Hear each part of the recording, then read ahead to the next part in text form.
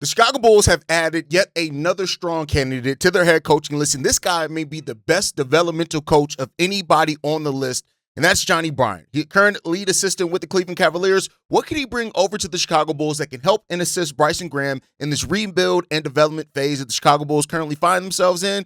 This is a coach that's worked under Kenny Atkinson, Thibodeau, Quin Snyder, and developed some key players on the Utah Jazz over his years. We're going to get a full coaching profile in for Johnnie Bryant. We're also going to dive into the mailbag as it is Saturday. That means it is time to listen to your voicemails, all that and more, right after this.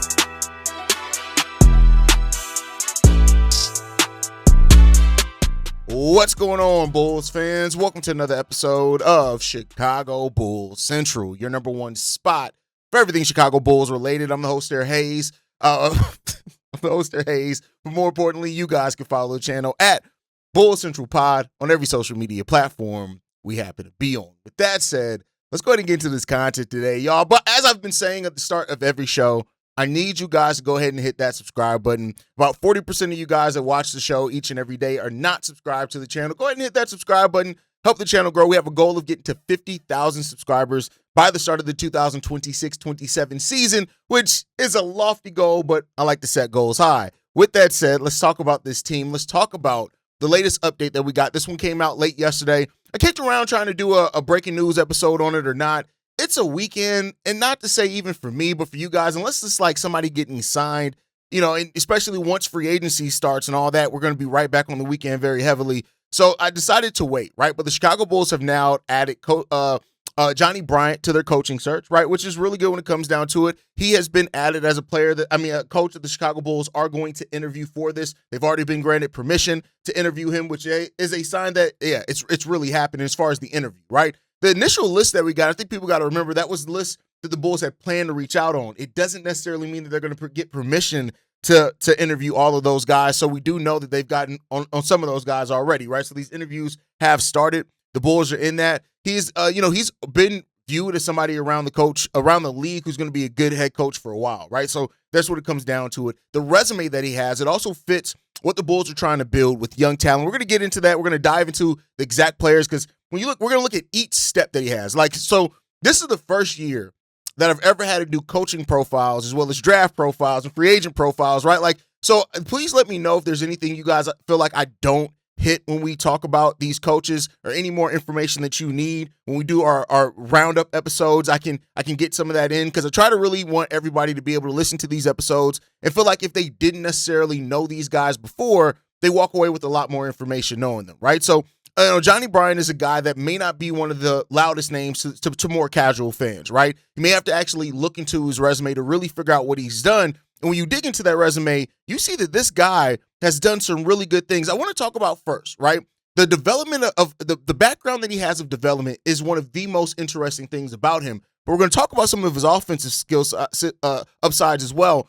When you look at the fact that each step that he's gone along the way, this guy has developed players, right? When you look at when he was with player development with the Utah Jazz, he helped work with players like Donovan Mitchell, Rudy Gobert, Gordon Hayward, right? I know Gordon Hayward didn't have the longevity of his career, but those Jazz years, Gordon Hayward was a really good and developed into a really good player for that Utah Jazz team. So that already shows that at that first step, he's developed players. Then when he turned around and went to other locations when he was in New York, he helped work with guys like Julius Randle, RJ Barrett, Immanuel Quickley. Jalen Brunson had a few of his best seasons after working with Johnnie Bryant. Now we know that Jalen developed with the Dallas Mavericks, but much like when Peter Patterson came here and Kobe said, no, Peter Patterson helped me work on my shot because nobody else has ever really helped me with my shot because I've always been such a good shooter, right? So, Kenny Atkinson helped him along with that one, right?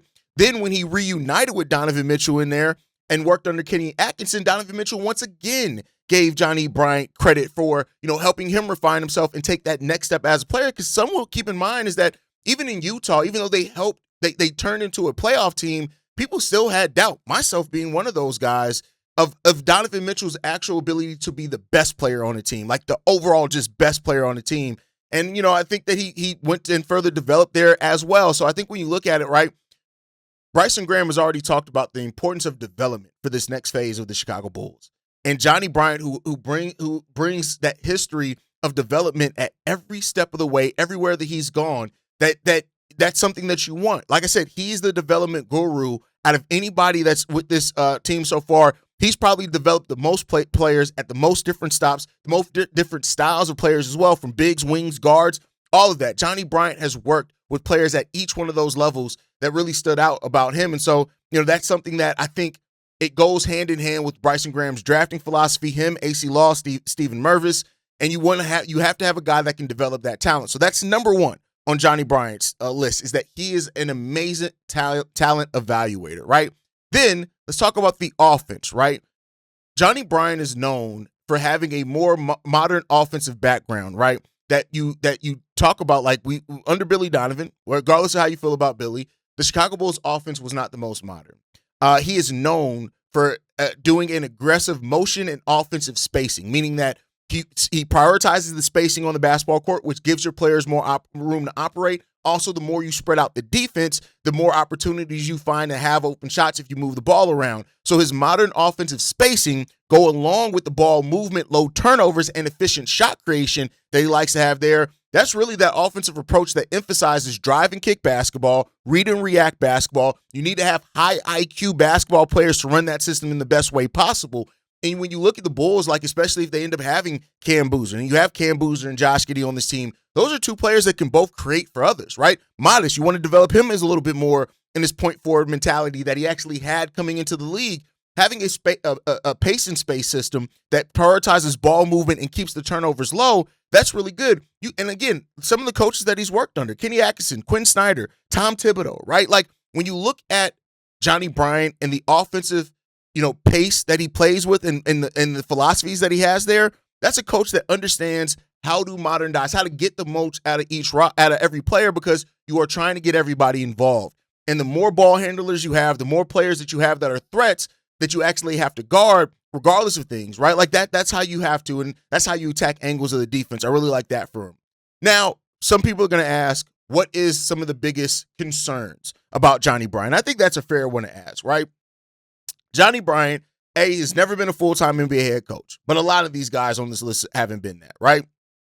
He's never had a full control of rotations, staff management, or all the in-game responsibilities have never been on him as not being the head coach. Right now, I'm sure, especially lead assistants, they do have some of those times where they are responsible for making some of those in-game adjustments, but it's never fully been on him, right? And so, of course, some fans are going to want to prefer, former head coaches or guys that have at least been in that head coaching role in some shape, form, or fashion. And I can understand that to a degree, but for those that need that, he does that, right? But I don't think that means that Johnnie Bryant can't succeed. And we've seen that happen before. Many head coaches have started out as respected assistants, right? So I think that right now the Bulls are in this space where everybody that they've brought in, right? It's kind of some newness for them to varying degrees. Dave Bliss, not a head coach in the NBA. Sean Sweeney, not a head coach in the NBA. Right now, Tiago Splitter he is one of those guys who's at least been an interim head coach, right? We've heard that he's already got permission to interview with the Bulls too. So there are some guys that have that, and it depends on how you weigh. But like I've said before too, I think this still comes down to you have to have a person, the right person, not necessarily just the right resume. And there's a balance that you have to strike between that. Now, if the best person for the job also has the best resume, great, right? It just comes down to, I think, with Bryson Graham casting as wide of a net as what he's casted with this, it just shows that he's looking at all opportunities. And I don't know if we ever interviewed this, we're up to 12 candidates, I think now. I don't know if we even had that many on the list when we interviewed for Billy Donovan. We damn sure didn't when we hired Jim Boylan, because we just interviewed him up. Fred Hoiberg, basically, everybody knew Fred Hoiberg was getting the job before Tibbs even got fired. So this is the last time it feels like it had a real coaching search in a long time. And again, that adds to the different direction that Bryson Graham is trying to take this team, right? So, with somebody like Johnnie Bryant, who again, started out with the Utah Jazz in 2012, to 20, and then has moved around over that time, I think that you have a lot of what you need. And also, one thing with Johnnie Bryant is that he's the coach. I know it's assistants, right? But he's been on some of the most winning teams out of any assistant in this. Of course, Dave Bliss has been with the OKC Thunder, so there's that part of it. But I just like the players that he's developed along the way, right? I like the all those guys with the Utah Jazz, Gordon Hayward, Donovan Mitchell, Rudy Gobert were all really good. You look at what he did in helping the development of R.J. Barrett, Julius Randle, Immanuel Quickley, working with Jalen Brunson as well over that time period. Like, this is a guy that's worked with a number of players, man, and you like to see that. Also, like, even when he helped develop Donovan Mitchell as well, like he worked with Donovan Mitchell before. So Johnnie Bryant has been linked to a lot of really good names. But, does that transfer over? Nothing is one for one in the NBA. And like I've said before with people is that, just because you hire from a winning organization or somebody who's always been on a winning staff, it doesn't mean that that's going to be transferable, but you hope so, right? And you hope that he's learned enough from so many different winning teams of how he wants to build his own culture. And that is a very important part for what I think this Bulls team needs to focus on as well. How are you building the culture going forward? Because we haven't really had one in a long time. So Johnnie Bryant is a solid one. You look at what he has. He checks the boxes. Young and innovative, strong communicator, proven development coach, modern offensive philosophies, respected by star players around the league, experience working with winning teams, and he's worked in both the rebuild and playoff teams as well. He's done both those things. So those are things that I all think point really well to Johnnie Bryant. But let me know you guys' thoughts on him down below. Need to know any other information, let me know that as well down below. But with that said, it is Sunday. That means it is mailbag day here at Chicago Bulls Central. We got 5 voicemails to get to you guys. This one's from Sean. What up, hey? I have a question for you and the group. Now, I'm going to preface this by saying this just came to me, so I haven't looked to see if this is possible at all.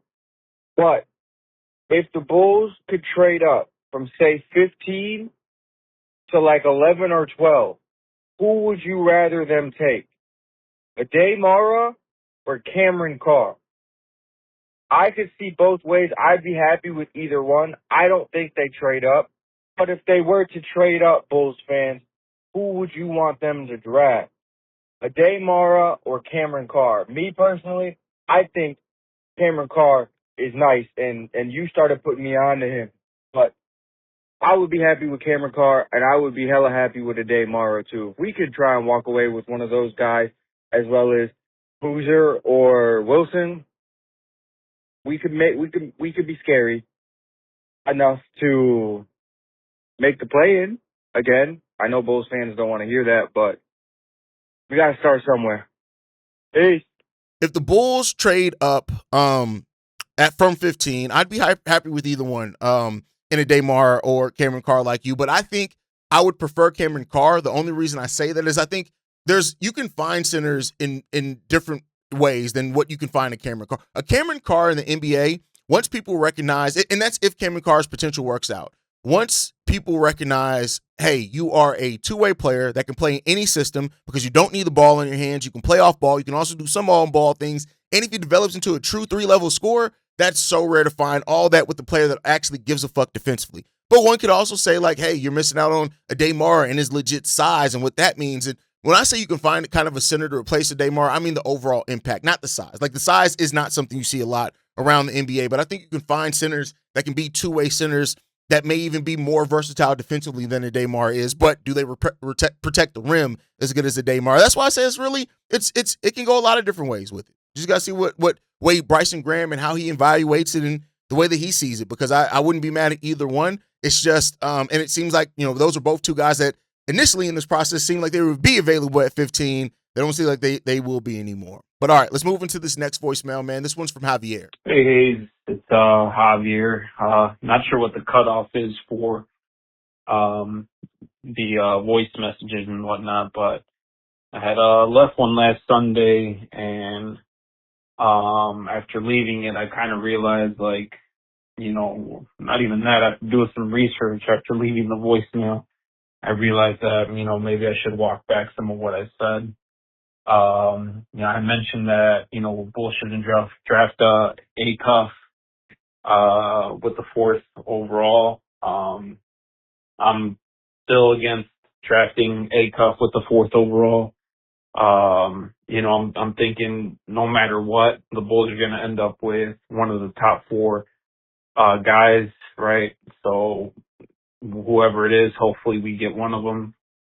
But, all in all, what I really wanted to say and kind of walk back was stuff related to just like size and stuff. Like, I don't necessarily have a problem with them drafting a guard. Even if, the guard is like 6'2", 6'3", 6'4", whatever, so long as they play defense, as long as they're given effort and, they have, shown that they can play some D, on the college level, like, that's all we need to see, man. Like, a player that gives effort, that can play defense.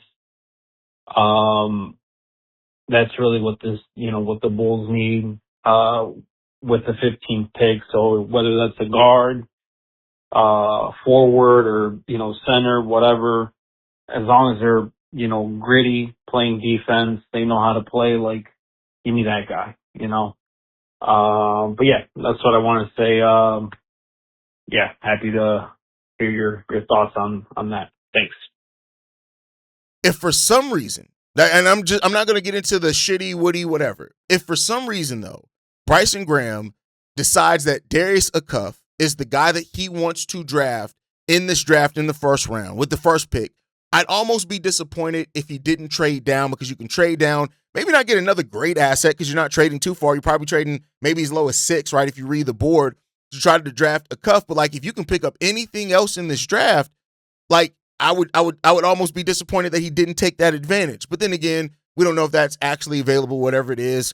But I'll say this, like Bryson Graham, I'm going into this process trusting he better get it right. That's all it is. He better get it right, because like I said, I can give all the analysis on why I think Acuff shouldn't go at 4 or whatever else. But if 5 years from now it's worked out, then it is. Like, it's up to the front office to draft the players that the team needs, not necessarily the players that the fans want.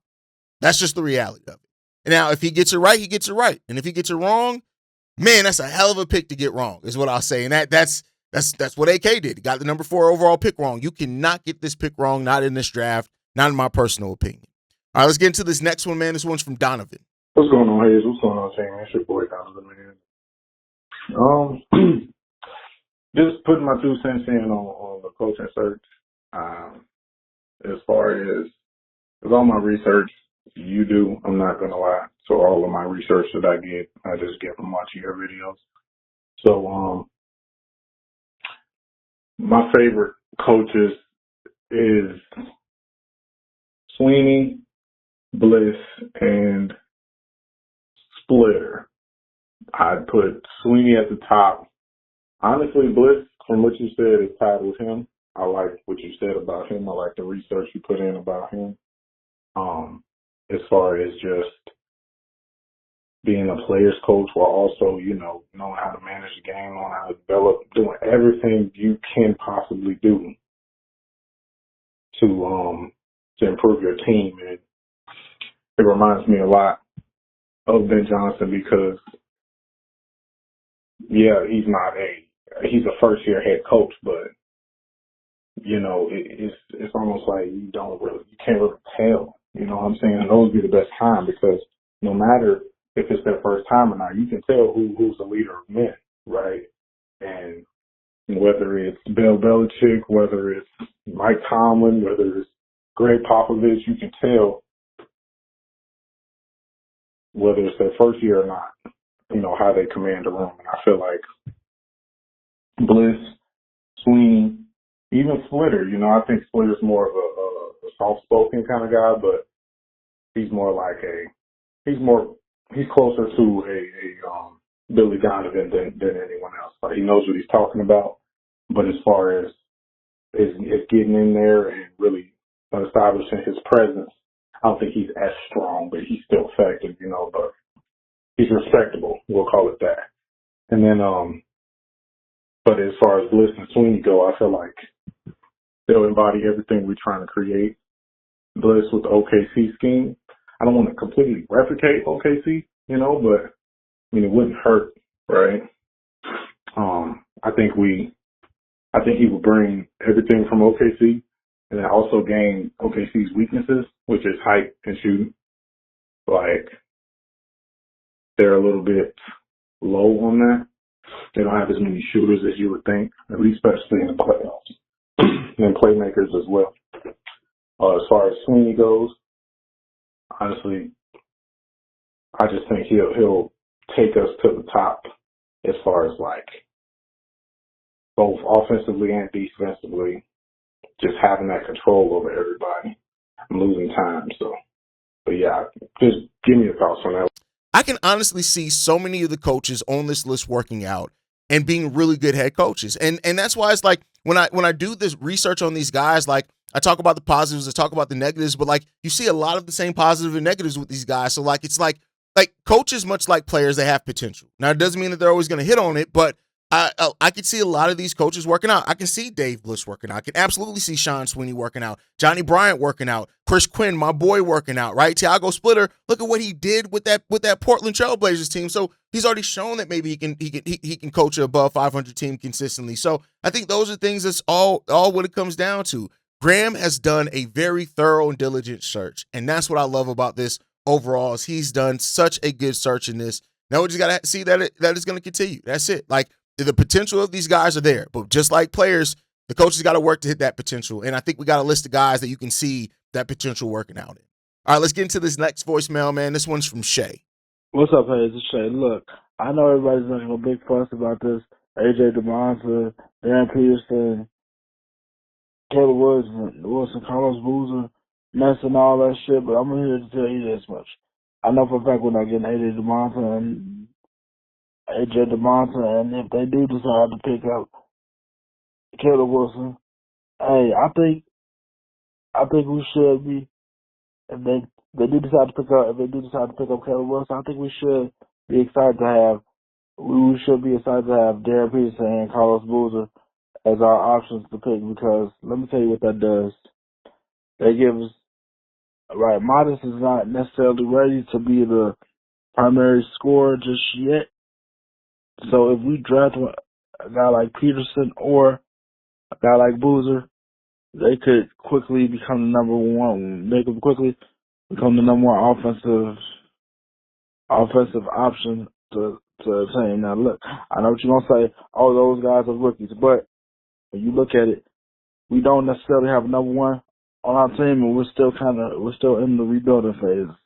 So I feel like if we do draft Peterson, or if we were to draft Boozer, they could be the number one option, and then Moses could be the Swiss Army knife in a sense, or develop a Swiss Army knife where he could develop his skills offensively and he could reach his full potential. But I feel like if Peterson were to drop to us, or if we had to pick Cam Boozer, I feel like that could help us in a way more than hurt us. But I still would take Caleb Wilson. But I do feel like that they're probably going to take him ahead of us when it comes time for him to pick. Because, I mean, if you're talking about Kevin Garnett vibes, who's going to really pass on that? But I feel like if we do get Peterson or Boozer, I feel like we should be focused on one of those guys, because let's face it, man, we don't have a number one option offensively, and I feel like those two, even though they're rookies, they come in right quick and be our number one option on offensive end. That's just my opinion. Anyway, tell me what you think. Peace.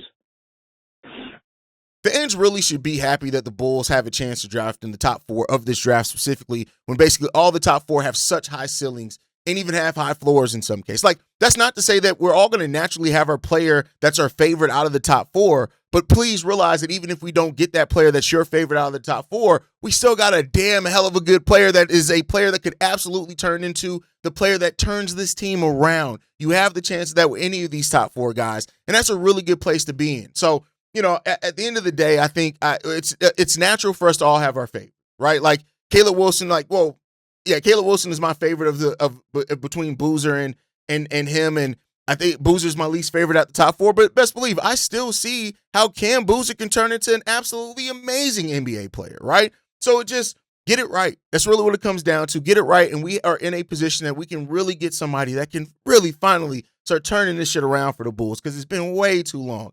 And so let's have some faith in Bryson Graham to get it done. All right, let's get into this last voicemail of the day, man. This one's from Reggie. Hey, this is Reginald. I just got like 2 questions. What do you think about the Bulls going after Yves Missi from the Pelicans?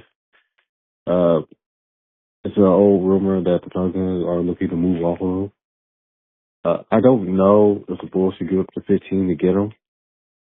Not because I don't think he's going to be an NBA starter. For what little I've seen, he's actually a pretty good player. But would you pick, I don't think Marlon's going to be at 15, but would you put Snat Jr. or Queens over Missy?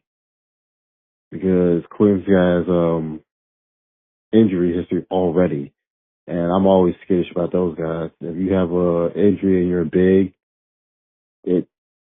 I think it's almost like it shortens your career. I'd rather that's like looking at Robert Williams III, who I really like, but I think would be a great addition to the Bulls. I like his mindset. But at this rate, as often as he's been hurt, if he's willing to sign like an $8 million deal, like a 1 or 2 year $8 million deal, that'd be fine. But I doubt it. I think someone's going to give him a lot more money. And I haven't really watched a whole lot of Chris Snyder, so I'm not really sure about him. But if I always go with the guy who's more proven. And my last question is, would you call up Portland again and talk to him about Drew Holiday? I understand that the Bulls have a point guard, of course, in Josh Giddey. But would you move Drew to the shooting guard spot and play him with Giddey? This way, even though Giddey has improved a lot defensively since his last year with OKC, I always think that what he needs is a really good two-way player to play along with the shooting guard spot. Would you trade P. Will for Drew Holiday? And maybe you ask him to throw in a couple of second-round picks. You know, with the way they play this year, I think they want to probably just run the team back. But what's your opinion? Thanks. Okay, let's get through the draft first, right? And the reason why I say that is this. Like, I could see a number of the guys that could potentially be there at number 4 having way higher ceilings than Yves Missi. So, no, at this place now, I'm not trading 15 for Yves Missi. Now, if you get to the draft and all those bigs are off the board and you really want one, you can call New Orleans, see you can get some work done. But going into this, like, I love Jaden Quanton's upside over Yves Missi's overall upside. I even like Christian Jr.'s overall upside over in Yves Missi. Like, there's a number of guys with that. Like, honestly, a guy like Baba Miller, who can probably get your pick in the second round, I think he has a similar upside, maybe even more than Yves Missi. So, no, I'm like, Yves Missi was an interesting one to trade with during the season, but as it stands right now, with the names that we now know that could be there at either of those positions for the Bulls, I think we need to get through this draft first. Like, those are some guys that have potential to be starters. And so we'll see what happens with that. That's just my thoughts. That's my opinion. You guys, as always, can let me know how you guys feel down below. Thank you guys so much for tuning in to this episode, man. I'm just excited about this offseason, as you guys can tell, and what this can bring for the Chicago Bulls. We just got to make it through. Let's stick together as a team. Let's see what's going to happen. Johnnie Bryant is a really good head coaching candidate. He brings player development and elite player development, builds relationships, offensive philosophies that I think could really work out for the Chicago Bulls. And it's important that Bryson Graham gets this one right. This is not just about hiring a coach. They're hiring a person who's going to help shape the next decade of the Chicago Bulls and this franchise overall. So let me know your guys' thoughts on all that down below. Make sure you guys like the video, subscribe to the channel as well. Hit that notification bell so you never miss an episode or an upload. You guys can follow us at Bull Central Pod. You can send us any feedback, questions, comments, concerns, bullcentralpod@gmail.com. And lastly, if you want to leave a text message and our voicemail for the mailbag, the number to do so, 773-270-2799. We are the #1 spot for everything Chicago Bulls related, but that is thanks to you, lovely and beautiful people. And like I like to end every episode on, oh no, I almost did Bear Central. Go Bulls. Love you guys. See you ready if you can, y'all. Peace. This has been a presentation of the Break Media.